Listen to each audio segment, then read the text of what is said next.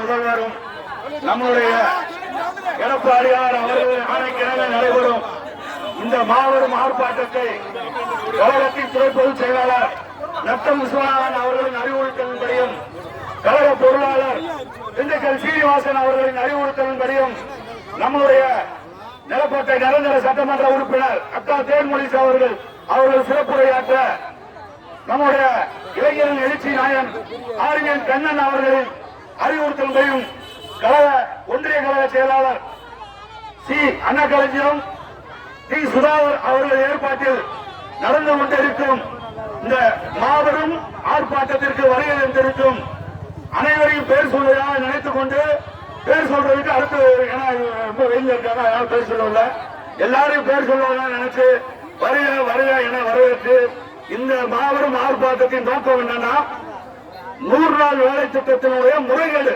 இன்னைக்கு 100 நாள் வேலை திட்டத்தை எம்பிட்டு முறைகேடுனா திமுக ஆட்சியில ஒவ்வொரு தலைவரும் ஊராட்சி பதவி முடிஞ்சு அந்த திமுக தலைவர்கள் கூட அந்தந்த கிளார்க்குகளை கையில வச்சுக்கிட்டு ஒரு தலைவருக்கு 25 ஆளு 50 ஆளு சொல்லி முறைகேடு நடத்துறான்.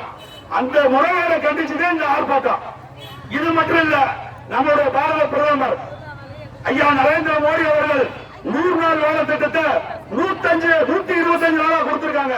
காரணம் இந்த கோரிக்கையை வழி சேர்க்கிறதுக்கு முதல் காரணம் நம்முடைய முதல்வர், வருங்கால முதல்வர் எடப்பாடி அவர்கள் கோரிக்கை தான். இந்த கோரிக்கையை ஏற்றுட்டு இன்னைக்கு 125 நாள், இந்த 125 நாள் கொடுத்தோம். இந்த மக்கள் 100 நாள் வேலை திட்டத்தில் பல முறைகள் நடந்துகிட்டு இருக்கு. இந்த 100 நாள் வேலை திட்டத்திற்கு முக்கியமாக இந்த வத்தலக்குண்டை சேர்ந்த அமைச்சர் தான் அவருடைய இலக்கம்.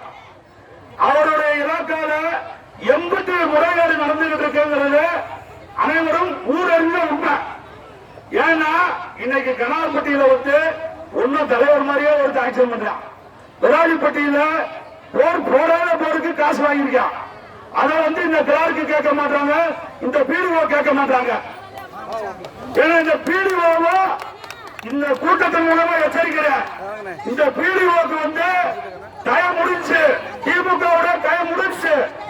இனி அடுத்த அதிமுக தயவு செய்து நீங்க நடுவராக நடங்க. ஏன்னா இன்னைக்கு இந்த பிடிஓ செய்யற அளவுக்கு கொஞ்சம் நெஞ்சம் இல்ல, 50 தப்பு பண்ணிக்கிட்டு இருக்காரு கிராமம் பூரா.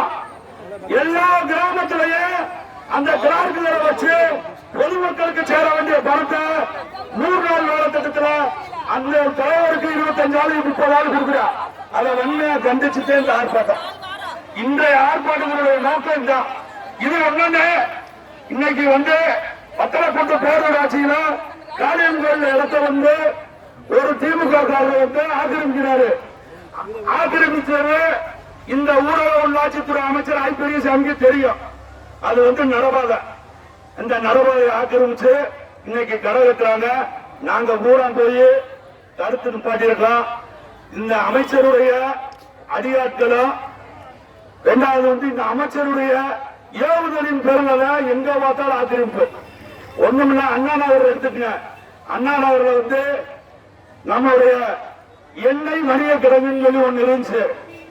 அந்த எண்ணெய் வணிக கிடங்க திமுகவுடைய கவுன்சிலர் ஆக்கிரமிச்சிருக்காரு.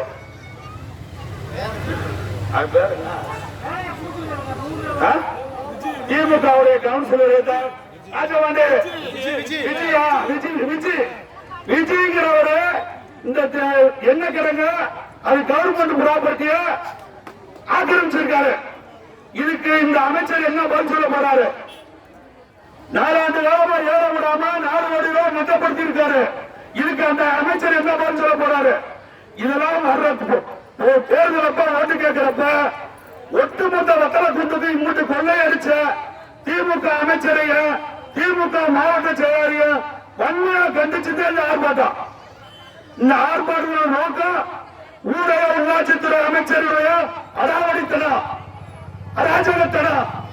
இதற்கெல்லாம் ஒரு முற்றுப்புள்ளி வைக்க இன்னைக்கு அனைவரும் ஒன்று சேர்ந்து ஒரு மாபெரும் ஆர்ப்பாட்டத்தை நடத்துறோம். இந்த ஆர்ப்பாட்டத்தின் நோக்கம் வரும் காலங்கள்ல அனைத்து அதிமுக தொண்டரும் எடப்பாடி அவர்கள் கருத்தை வலுப்படுத்த அனைவரும் ரெட்டலைக்கு ஓட்டு கேட்டு நம்மளுடைய இன்னையிலிருந்து கவுண்டர் ஆரம்பம், இன்னையிலிருந்து தேர்தல் வேலை ஆரம்பம். உங்க எடப்பாடியார் தான் முதலமைச்சர், நம்ம இருவரும் அமைச்சர்கள் அமைச்சர், அக்கா வந்து எம்எல்ஏ. இதுக்கு உறுதியேற்போம் என்று கூட்டுக்கிட்டு எனக்கு வாய்ப்பளித்தமைக்கு நன்றி விடைபெறுகிறேன். நன்றி, வணக்கம்.